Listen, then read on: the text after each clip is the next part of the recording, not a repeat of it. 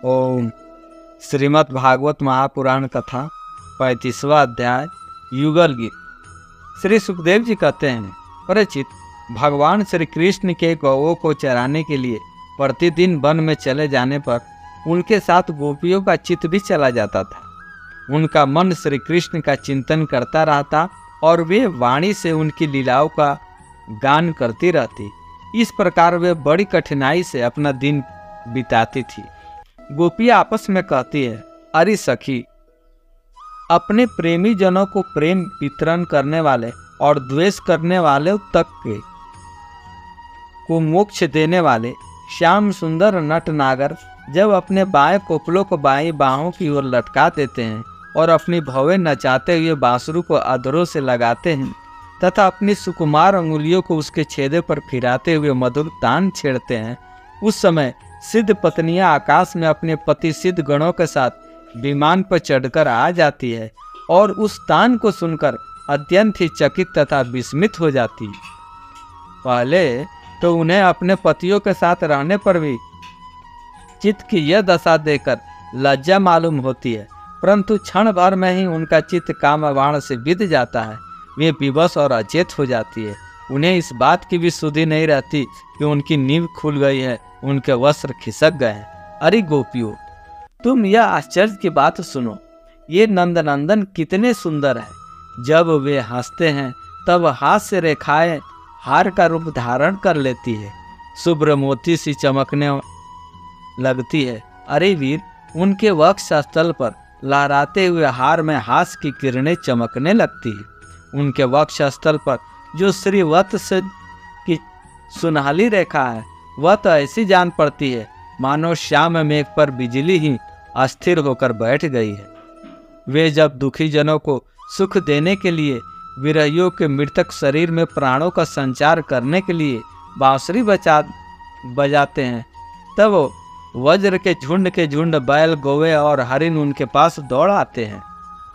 केवल आते ही नहीं सखी, दांतों से चबाया हुआ घास तथा ग्रास उनके मुख में ज्यों का त्यों पड़ा रह जाता है। वे उसे न निगल पाते हैं न तो उगल ही पाते हैं। दोनों कान खड़े करके इस प्रकार स्थिर भाव से खड़े हो जाते हैं मानो सो गए हैं, तथा वे केवल भीतर लिखे हुए चित्र हैं। उनकी ऐसी दशा होना स्वाभाविक है, क्योंकि यह बांसुरी की तान उनके चित्त को चुरा लेती है।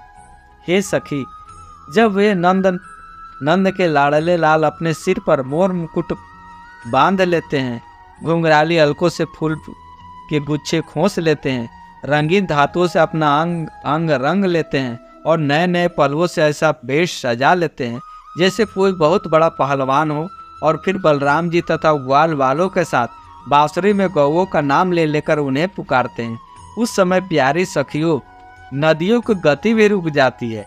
वे चाहती हैं कि वायु उड़ाकर हमारे प्रियतम के चरणों की धूलि हमारे पास पहुंचा दे और उसे पाकर हम निहाल हो जाए, परंतु सखियों, वे भी हमारे ही जैसे मंद भागिनी हैं। जैसे नंद नंदन श्री कृष्ण का आलिंगन करते समय हमारी भुजाएं कांप जाती है और जड़ता रूप संचरी भाव का उदय हो जाने से हम अपने हाथों को भी हिला नहीं पाती, वैसे ही वे भी प्रेम के कारण कांपने लगती है। 2-4 बार अपनी तरंग रूप भुजाओं को कांपते कांपते उठाती तो अवश्य है, परंतु फिर विवश होकर अस्थिर हो जाती है, प्रेमावेश से स्तंभित हो जाती है। अरे वीर, जैसे देवता लोग अनंत और अचिंत्य ऐश्वर्य के स्वामी भगवान नारायण की शक्तियों का गान करते हैं, वैसे ही ग्वाल बाल अनंत सुंदर नटनागर श्री कृष्ण की लीलाओं का गान करते रहते हैं।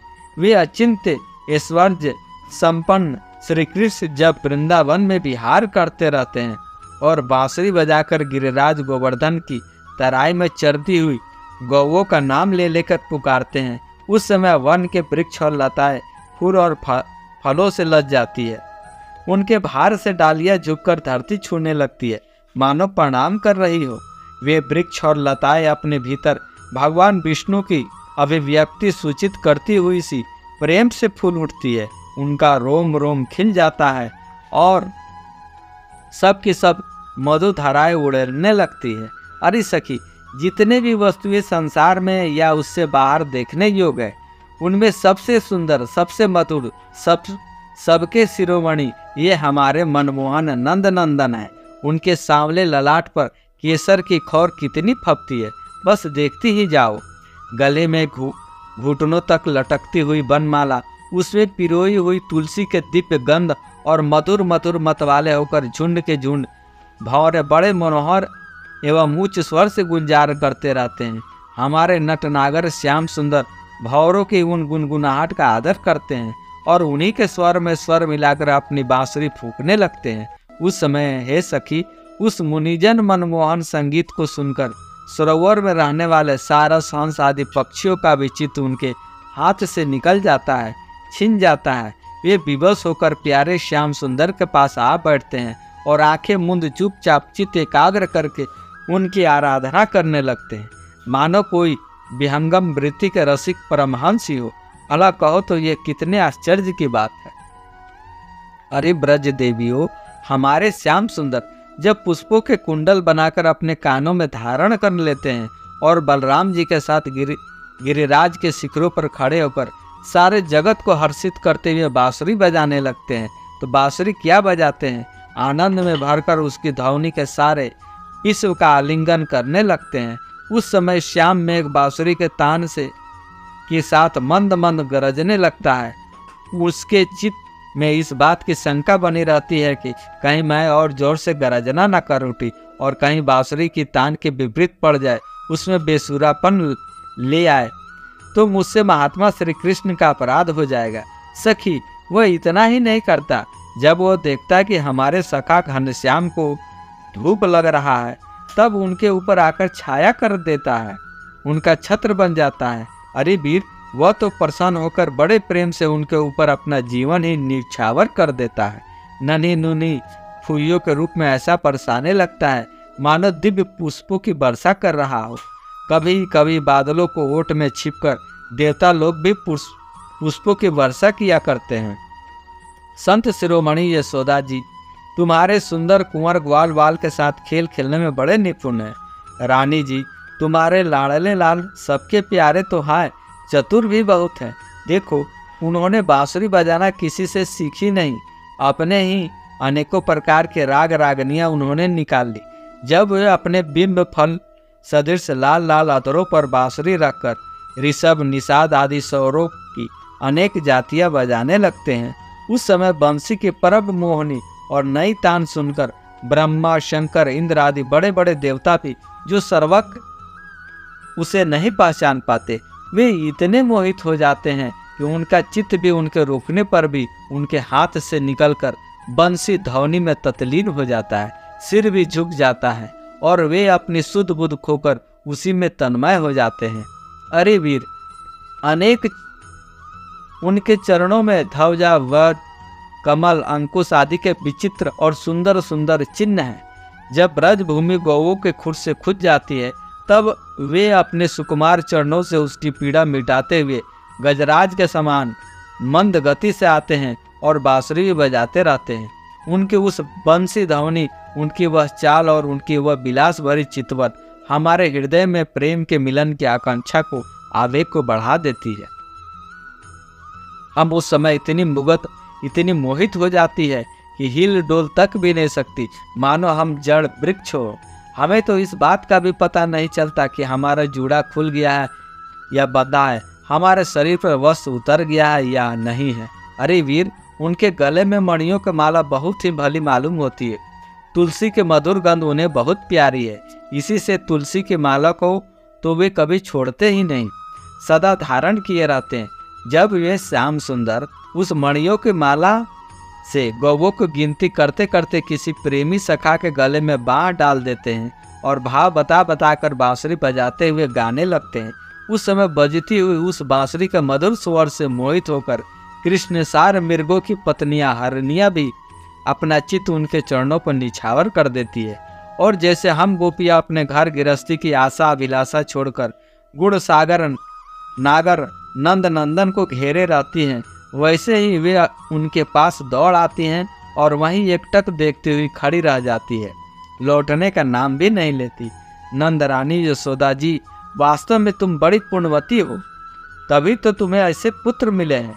तुम्हारे वे लाडले लाल बड़े प्रेमी हैं, उनका चित्त बड़ा कोमल है। वे प्रेमी सखाओं को तरह तरह से हास परिहास के द्वारा सुख पहुंचाते हैं।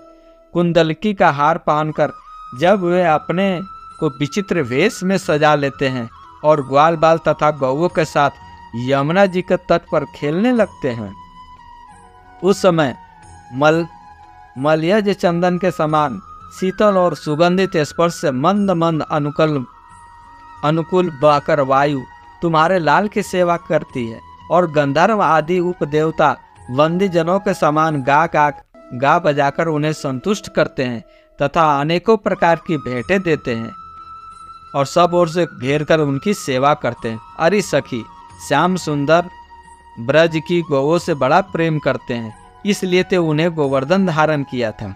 अब वे सब गौओं को लौटाकर आते ही होंगे। देखो, सायकाल हो चला है, तब इतनी देर क्यों होती है सखी?